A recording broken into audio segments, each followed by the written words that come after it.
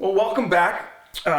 This is obviously quite a departure from our usual series of topics. For those of you who have joined us here because of the title of this video, I suppose a bit of an introduction and explanation is in order. So this channel is usually devoted to examinations of current events through the eyes of an industrial process engineer. And so everything we look at, we generally look at through that context, that lens that allows us to look at things maybe in a different way and give, hopefully, some insight into why certain things are done in industry. Normally we focus on solar and battery powered electric vehicles, a bit of space travel, a little bit of everything.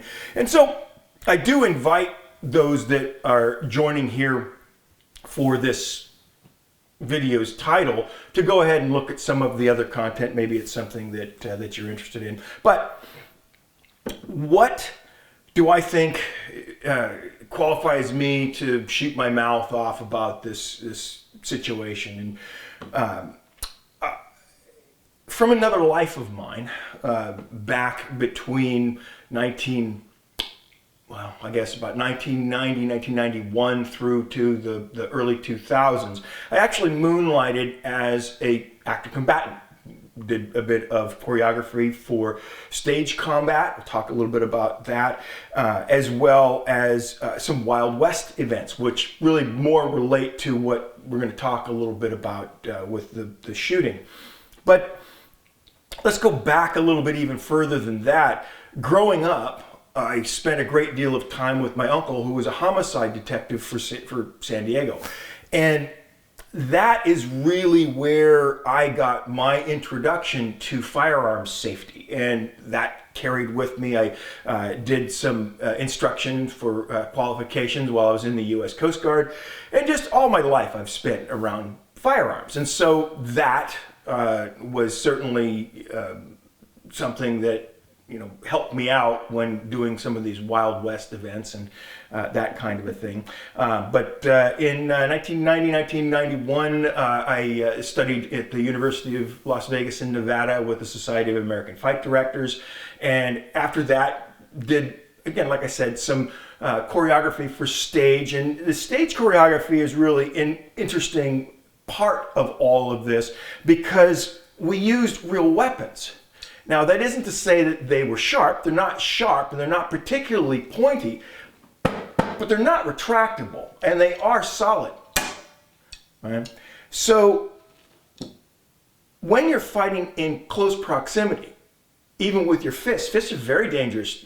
Trying to do choreography in very close combat with fists and making it convincing is very difficult, very dangerous. And then when you get weapons involved, rapier and dagger or quarter staff, that type of a thing.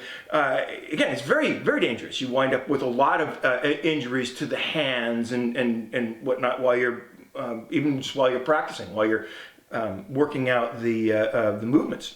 So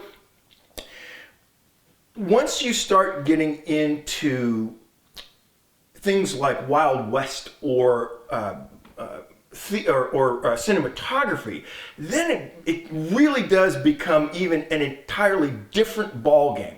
Now, again, my opinion on this, hence the title, is not derived from any legal information that I have or experience that I have with my uncle as a homicide detective. No, it's all based on what would I be subjected to if I had done what Alec Baldwin had done.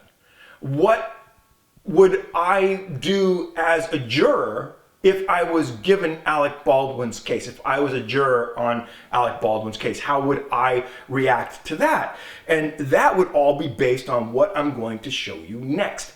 So you have heard probably the term hero weapon when you're looking at props like Han Solo's blaster or a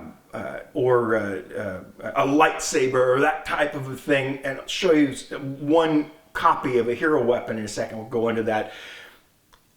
in addition to the hero weapons that wind up getting close-ups on screen, you wind up with the weapons that are just kind of in the background. All of the blasters that were held in Star Wars, those are all just resin castings. And this is a prop revolver, Old West type revolver. Now, this is not a hero gun. This would not pass muster if you magnified it closely. People would look at it and they, oh, that's ridiculous. Okay, well, again, this is a prop firearm. It won't accept any standard size cartridge. Even if you did put a real bullet in here, there's no firing pin to reach inside the cylinder, and the barrel doesn't go all the way through. So this is not a hero gun. It's a complete prop. Okay. So these are generally left in the holster, in the background character. Maybe if someone would draw it, they'd be drawing it from 50 feet away or something like that. So you're not going to be too terribly concerned about that. Then we wind up with hero guns.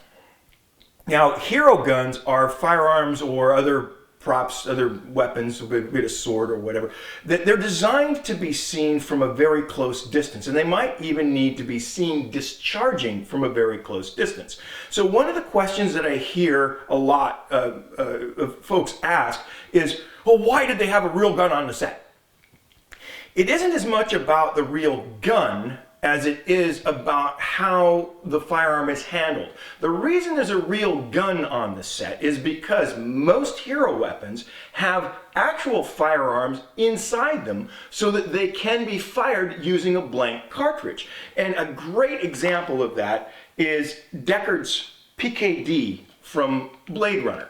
Now, Deckard's PKD is actually two actual firearms in one, and it's got that iconic double trigger. One of the triggers is from a Steyr bolt action rifle that was put on as a top piece for it. But what actually makes the weapon fire is there is a Bulldog 5-round, I think it was a 41 caliber revolver hidden inside Deckard's PKD.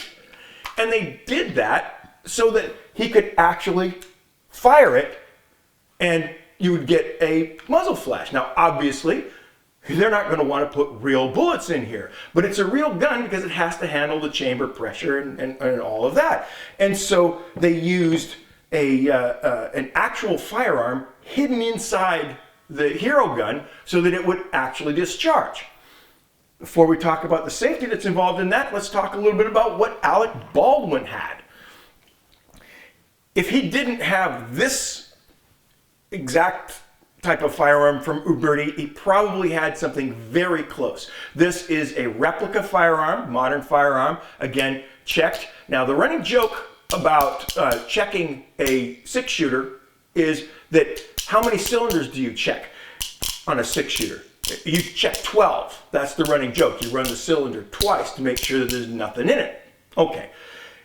These are real firearms. This was what they had on the set, no doubt. Now, all of this is based on the what came out today was that the cinematographer was shot by a live round. So everything I'm going to tell you now is based on that as an accident. If it turns out that it actually was a blank round, then my opinion on what he should be convicted of totally changes, but you'll see why that is as we go through. So he's got a live firearm, right? An actual firearm that will shoot bullets. Now, again, they do that for the same reason that they did with the hero gun. In certain scenes, they're going to have him shoot blanks. Okay, now we get into the safety element of the whole thing. This table is sterile. What that means is that there are no live rounds here on this table. Now, these look like live rounds. I'll do a close-up of those, all this stuff as we go, so we can kind of put it in after the fact so you can get a really good look at this stuff. Now, they look like live rounds, but they're not live rounds. Now, why would you have something that looks so much like a live round on a studio set? Well, that's back to what you're actually talking about as your medium. What are you trying to do? If you are filming this for a movie to be projected on an enormous screen, you can tell that this isn't loaded. So in order to make it look like it's got a bullet in it, they actually have rounds that look real, at least from the front. Okay? Now again, this is not a live round. This is a dummy round. Dummy rounds are used for two different reasons. One reason is that when you do preparation for a movie, similar to say like the John Wick movies, the reason that he is so fast with his magazine changes and all the things that he does is because he has spent thousands and thousands of repetitions doing that. And he does that with fake rounds. These are called snap caps. It's another name for them. And that allows you to cycle the weapon and do magazine changes and get really fast at it without using real bullets, obviously. Two reasons for that. There's a potential for a negligent discharge if you wind up working with the live rounds. But even more important is that live rounds are not designed to be recycled over and over and over again. You pick them up, you put them back in the magazine, you cycle it, and you do that. It'll shove the actual bullet down into the brass, into the cartridge casing if you continue to do that. So they use these fake rounds. And the other reason too is oftentimes with those firearms you will dry fire them as part of your routine in a safe direction, even though you have snap caps on. You're not pointing it directly at somebody. Talk about that in a second too. It's just designed to replicate a real round in its functionality. Say that. Okay, so back to that whole idea of sterility. When we did the Old West shows, there was a roped off area where everybody that had a firearm would come into, and as they come into this roped off area, you had the prop master examine everyone's firearm. Not only would they examine everyone's firearm, but they would examine everyone's cartridge belt. Because nowhere in that roped off area should there ever be a live round. If a live round is found, the prop master will shut down the entire Wild West show. They will go through that entire area. They will send the person home that had the live round. I mean, this is very serious. So the movie set that Alec Baldwin was on should have been completely sterile. No one brings a live round in there. Now, some of the actors, maybe even Alec Baldwin, even as anti-gun as he is, maybe he has a concealed firearms permit. Maybe he has bodyguards that have them. The bodyguards aren't allowed to come in. They have to stay out of the sterile area if the prop master is doing their job. So, two people are on the hook for this shooting. The prop master and Alec Baldwin. Now, why do we say Alec Baldwin? He was just given the gun. Well, when you do these Wild West shows, right, you don't point the gun straight at another actor. Never do that, right? You always discharge to the side of the actor. And even further than that, you have that roped off area to give distance to the audience. Not only do you not aim at the actor, you also aim at the feet of the crowd. Now, unless you're standing right behind, no one notices that that's happened. No one notices that. It all happens very fast, and the hit is never sold by the thing that goes bang. The hit is always sold by the actor that is been hit. And then they do a flop. They fall backwards over railing into a cattle trough or what have you. So they sell the shot in that way, and that's where everybody's attention then goes to. It's just a thing of setting things up correctly. So why Baldwin was pointing his firearm directly at the cinematographer is a bit of a mystery to me. Now, again, I don't know what the shot was that they were trying to do. Maybe it was that they had some distance, or I don't know. But I suspect that this camera person was pretty close when Baldwin discharged his firearm. So how am I getting that opinion that it's manslaughter? Well, obviously it's not murder. If I'm on a jury and I'm faced with Alec Baldwin coming up in front of me for murder, he's not guilty. He's not guilty. This isn't a murder case. Right? But is he responsible? Yes, Alec Baldwin is responsible all day long for this. Period. He just is. He just is. Are they going to actually charge him with manslaughter? Probably not. He's a famous person, and so his celebrity might get him out of this one, maybe. Right? Is there going to be a fall guy? Oh, you betcha. You betcha. It's probably going to be the prop master. So even though this responsibility is shared, I have a feeling that Baldwin doesn't have the courage to actually accept responsibility for this. You know what Baldwin is likely going to blame it on? Because of his already very vocal stance on firearms. He's going to blame the gun. You watch. You watch. He's going to blame the gun for what he did.